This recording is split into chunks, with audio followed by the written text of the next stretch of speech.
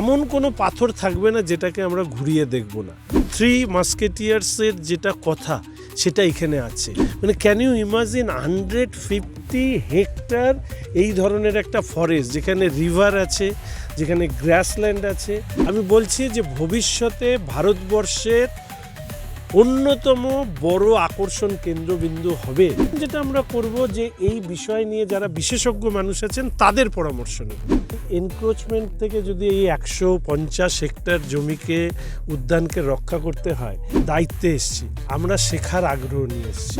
সম্মানীয় সাংসদ মহাশয়, আজকে তার উপস্থিতি এবং মনোজ যেহেতু অবশ্যই তার মন্ত্রিত্ব রয়েছে, কিন্তু ও আমি খুব কাছের বন্ধু, ফলে স্বাভাবিকভাবেই আধিকারিকরা যখন এই সমস্ত credit goes to our officials, যারা আমাকে এই বিষয়টি প্রথম দেখায় যে এরকম এখানে আমরা এটা করতে পারি। তো তারপর থেকে আমি বনমন্ত্রীকে বারবার করে অনুরোধ করি যে এখানে নিয়ে একটা সিদ্ধান্ত আমাদের নিতে হবে। আমি নিজে প্রকৃতি ভালোবাসি, গাছ, জন্তু, জানোয়ার সবই।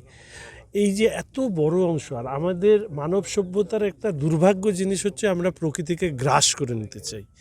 এনক্রোচমেন্ট যেন থামে না, ফলে সেই এনক্রোচমেন্ট থেকে যদি এই 150 হেক্টর জমিকে, উদ্যানকে রক্ষা করতে হয়, তাহলে সেটাকে সরকারের পরিধির মধ্যে নিয়ে আসাটা আমাদের মূল দায়িত্ব। সেই কাজটাই এটার প্রাথমিকভাবে শুরু হলো।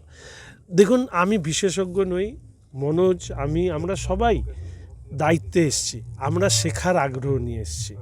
এটা শুধু উপলব্ধি করতে পেরেছি এটা পর্যটন স্থল হবে, এটা প্রকৃতির জন্য আমাদের অত্যন্ত একটা সম্পদ হবে। ফলে একে রক্ষা করতে গিয়ে এই নগর বন কনসেপ্ট, কেন্দ্রীয় সরকারের প্রকল্প, সেটাকে মাথায় রেখে এটাকে ভাবা হয়েছে। এরপরে এর সাথে ধাপে যে এটা, এই যে আমরা প্রথমে ফেন্সিং ইত্যাদি করব, তারপরে আমরা কি করব, তার জন্য তো প্রথম যেটা আমরা করব যে এই বিষয় নিয়ে যারা বিশেষজ্ঞ মানুষ আছেন তাদের পরামর্শ নেব। আমরা সব মানুষের পরামর্শের পাশাপাশি বিশেষজ্ঞ মানুষের পরামর্শ নিয়ে আমি বলছি যে ভবিষ্যতে ভারতবর্ষের অন্যতম বড় আকর্ষণ কেন্দ্রবিন্দু হবে পর্যটনের ক্ষেত্রে বৈকুণ্ঠপুর নগর বন।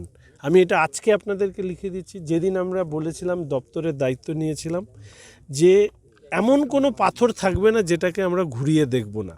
পশ্চিমবঙ্গে পর্যটন যেরকম তার চূড়ান্ত লক্ষ্যে পৌঁছবে, তার পাশাপাশি এই ধরনের নতুন, মানে আমি প্রত্যেকের কাছে অনুরোধ করছি যে আপনাদের যদি নতুন কোনো ভাবনা থাকে, প্রকৃতিকে রক্ষা করার প্রশ্নে, পর্যটনকে বিকাশ করবার প্রশ্নে, স্থানীয় মানুষকে যুক্ত করবার প্রশ্নে, কর্মসংস্থান বৃদ্ধি করবার প্রশ্নে, রেভিনিউ জেনারেট করবার প্রশ্নে, you are all welcome to our department. দিন, আমরা সেগুলো করে দেখাবো। আমি তো সবসময় বলি যে সরকারি আধিকারিকদের সাথে মন্ত্রীদের যদি সম্পর্ক, যদি সেটা একটা আবেগের হয়, যে আমরা যে দপ্তরের সাথে যুক্ত সেই দপ্তরকে আমরা সেরা তৈরি করব, তাহলে এই ধরনের প্রচুর বিষয়, এই বিষয়টি নিয়েই এসছেন আধিকারিকরা।